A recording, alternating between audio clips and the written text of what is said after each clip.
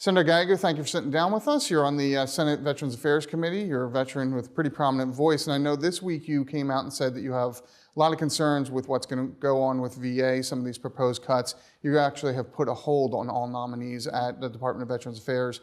Why the reason for that? What do you think that's going to do here? Well, look, simple reason, being in the veteran community, talking to friends that I serve with, going back to Arizona, people are afraid, and when I say people, veterans and their families, that these cuts are just arbitrary.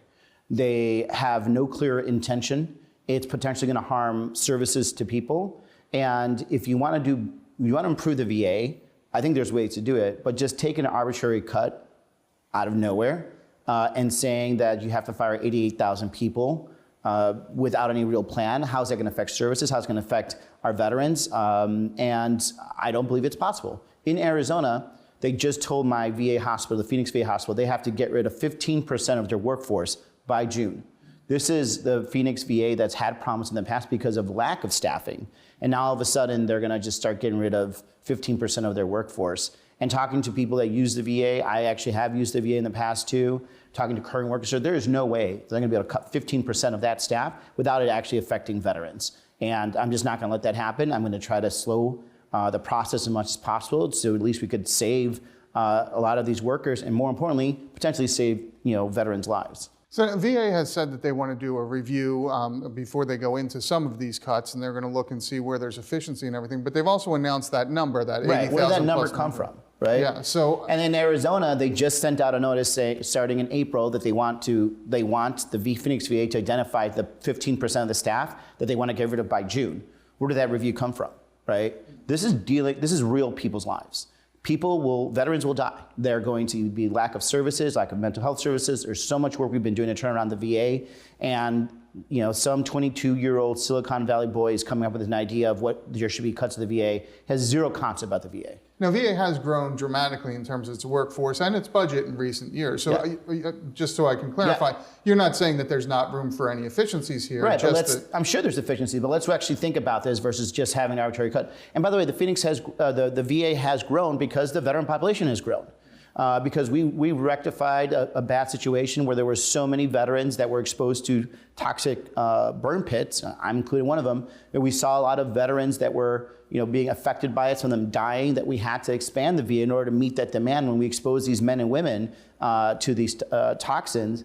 And now, because there's this idea that everywhere in government there needs to be efficiency, that includes firing arbitrarily people, veterans are going to be at the end of it. If you want to do this, then let's do this in a bipartisan manner. Let's sit down and actually have a real review about where we can find efficiencies, where we can make investments. And maybe that does mean that we have to close some areas, shift some areas, merge some people, hire more people, invest in technology. But the fact is they're not doing any of that. They're just saying the best way for us to do it is just to cut 15% of the workforce, at least in Arizona, 88,000 people across the country. But they're not telling us how that actually is going to improve the lives of veterans or actually bring efficiency. So you just mentioned it here, but this is not just a theoretical exercise for you. You're a veteran. You served in a war zone. You had some experience with the burn pits overseas, and you've got quite a few friends, contacts, folks who are using VA. Yeah.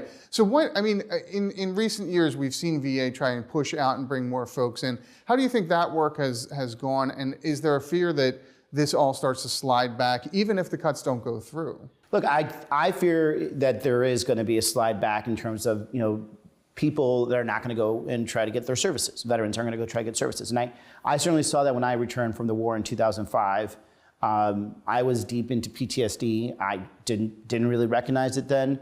A lot of my guys did. I tried to go get services, I think around 2006, 2007, was rejected, and because of paperwork. And I should have just stuck it out. But I didn't, and I went without for almost 9 years.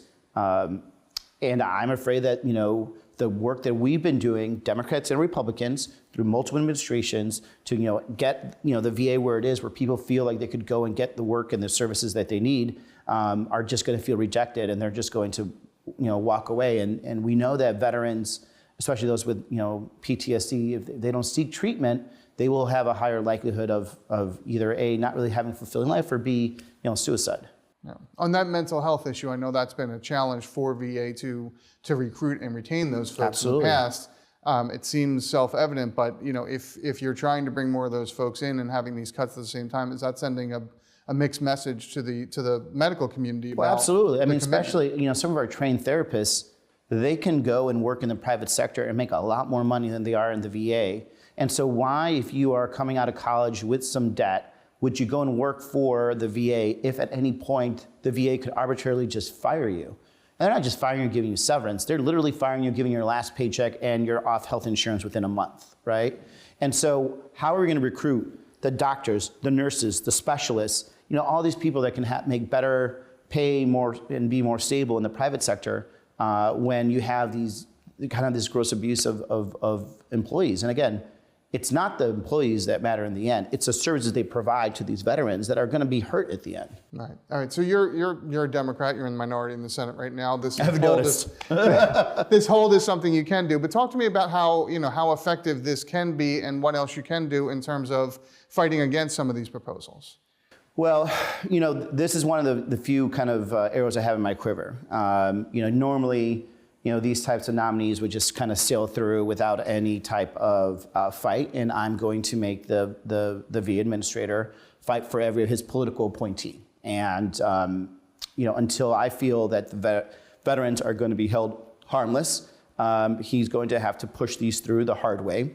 And then when it comes to the budget, every time I have an opportunity to make sure that we shore up the Veterans Administration budget and services for our veterans, I'm going to do that. It's one of the main reasons why I voted against the last budget resolution, because it cut $1.2 billion from veteran services, and I'm just not going to vote for that. We've been talking for so long about taking care of men and women, and when you join, you talk about service to your country and how your country is going to remember you, and I guess we've forgotten that. Well, I haven't forgotten it, and I'm going to try to hold this country's oath to these veterans.